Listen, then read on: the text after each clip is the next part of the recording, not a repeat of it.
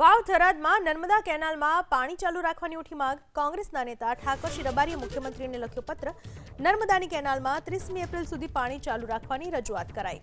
હાલ ખેડૂતોને પાણીની ખૂબ જ જરૂરિયાત હોવાની કરી રજૂઆત। નર્મદા વિભાગે 15મી માર્ચે કેનાલમાં પાણી બંધ રાખવાની કરી હતી જાહેરાત।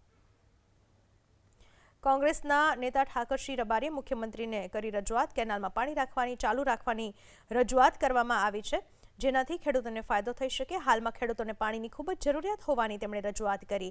નર્મદા વિભાગે 15મી માર્ચે કેનાલમાં પાણી બંધ રાખવાની જાહેરાત કરી હતી। કોંગ્રેસના નેતા ઠાકરસિંહ રબારીએ મુખ્યમંત્રીને લખ્યો પત્ર। નર્મદાની કેનાલમાં 30મી એપ્રિલ સુધી પાણી ચાલુ રાખવાની રજૂઆત કરાઈ। હાલ ખેડૂતોને પાણીની ખૂબ જ જરૂરિયાત હોવાની કરી રજૂઆત। નર્મદા વિભાગે 15મી માર્ચે કેનાલમાં પાણી બંધ રાખવાની કરી હતી જાહેરાત। કોંગ્રેસના નેતા ઠાકરસિંહ રબારીએ મુખ્યમંત્રીને કરી રજૂઆત। કેનાલમાં પાણી ચાલુ રાખવાની રજૂઆત કરવામાં આવી છે, જેનાથી ખેડૂતોને ફાયદો થઈ શકે। હાલમાં ખેડૂતોને પાણીની ખૂબ જ જરૂરિયાત હોવાની તેમણે રજૂઆત કરી। નર્મદા વિભાગે 15મી માર્ચે કેનાલમાં પાણી બંધ રાખવાની જાહેરાત કરી હતી।